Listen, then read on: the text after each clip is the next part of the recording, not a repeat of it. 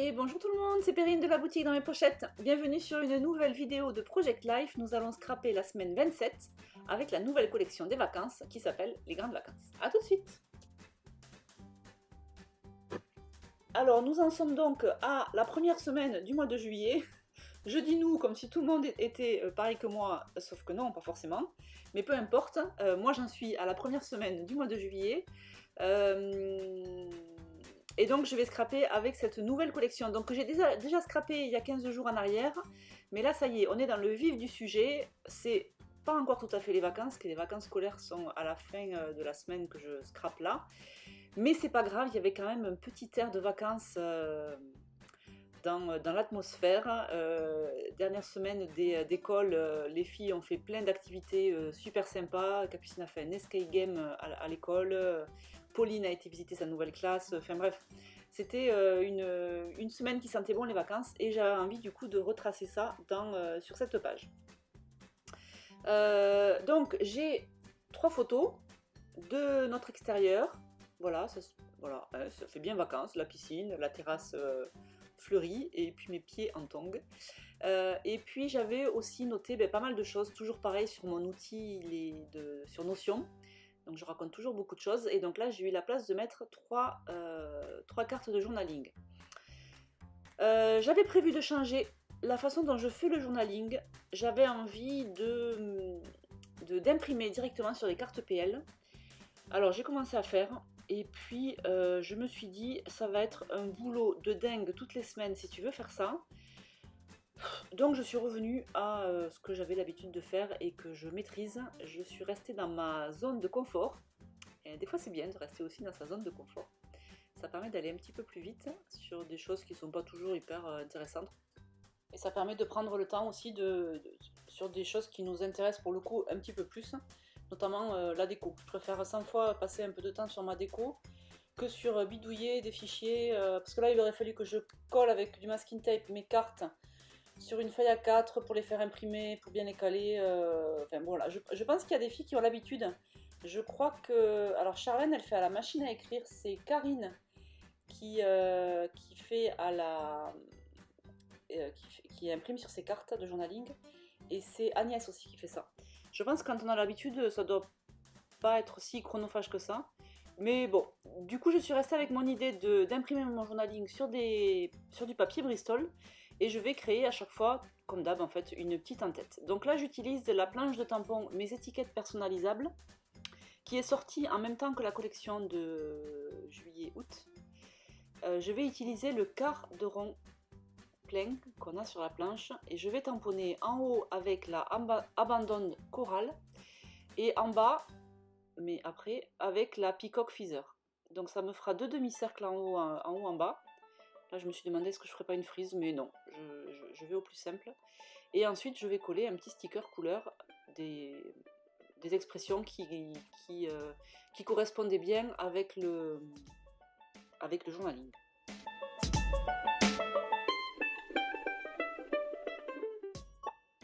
Alors les demi-cercles, vous avez vu, je ne les mets pas sur le bord du papier. Je laisse une petite bande blanche.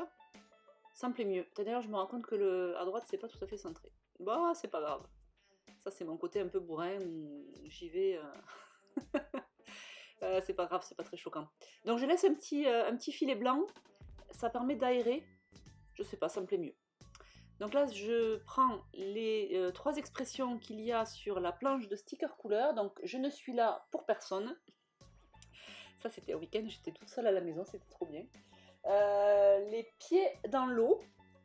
Et puis, pour la dernière, à couper le souffle, vacances. Alors, peut-être qu'il y a ce genre d'expression aurait peut-être trouvé sa place quand je serai en vraies vacances au mois d'août. Mais en fait il y a tellement de choses dans le kit, il y a tellement de possibilités de décorer que je me dis que je trouverai quand même entre les die cuts, les chipboards, les tampons, j'aurai de quoi décorer quand même pour mes vraies vacances. Donc j'ai pas lésiné sur... j'ai pas gardé, au cas où si peut-être que. Voilà, j'y suis allée franco. Et donc ensuite, chose que je ne fais pas souvent mais que là j'avais envie de faire sur cette page là, en tout cas sur cette carte, je fais un petit montage avec plein de die cut. Donc j'utilise le mot détente Je vais utiliser ensuite deux feuillages. Ce petit flag, ce petit drapeau, j'oublie tout. Et voilà, et ensuite je vais coller ça, et puis je vais faire pareil, ça ressemble un petit peu avec deux cartes qui sont sur la page de gauche. Je vais faire ça tout à l'heure.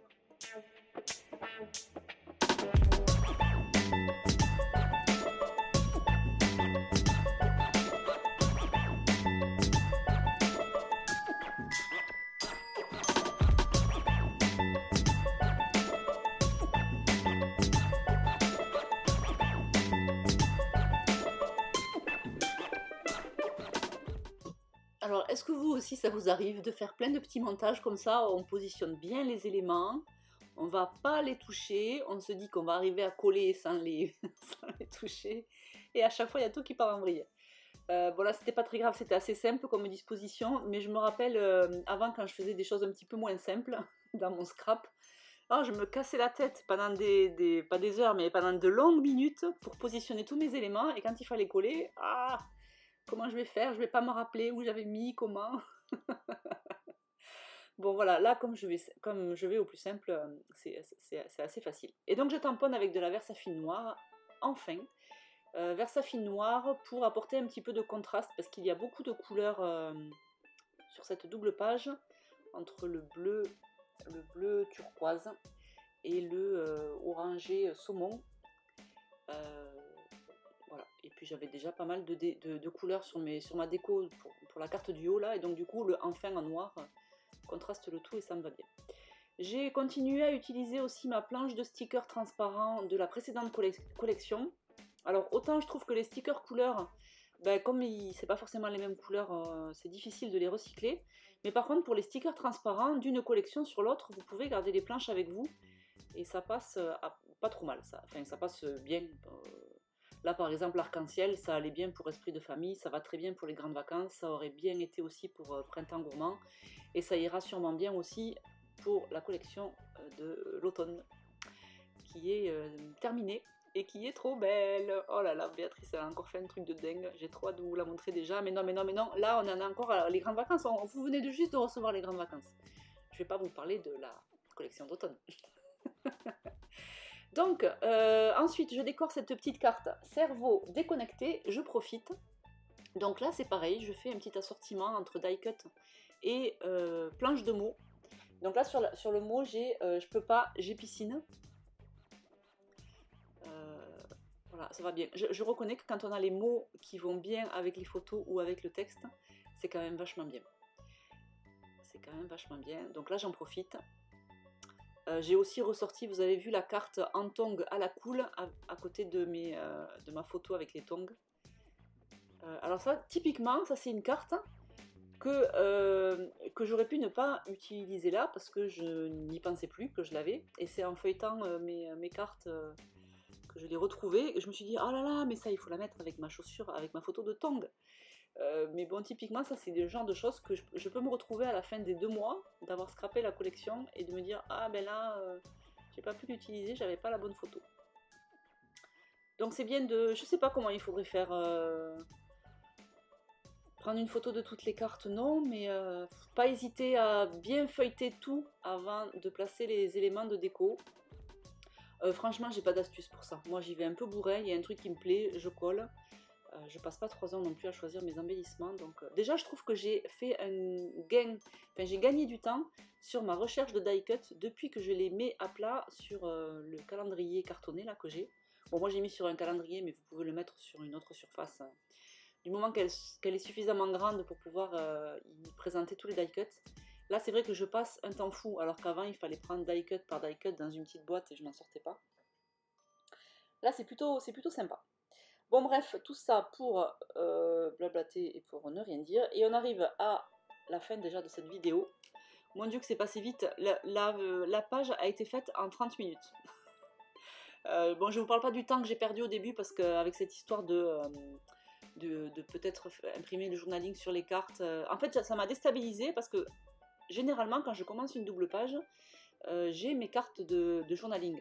Et là, je ne savais pas la place qu'allait prendre mon journaling sur les cartes de journaling.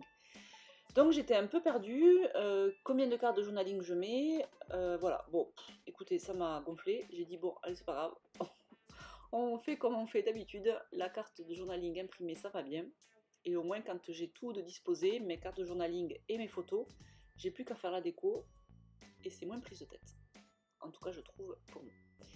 Voilà cette double page, première semaine de l'été, ouais, de juillet, avec ces jolies couleurs estivales. J'adore vraiment ce kit. Je vous souhaite une belle fin de semaine. Bonnes vacances pour celles qui sont, bon courage pour celles qui n'y sont pas. Et à très vite pour la suite. Ciao, ciao!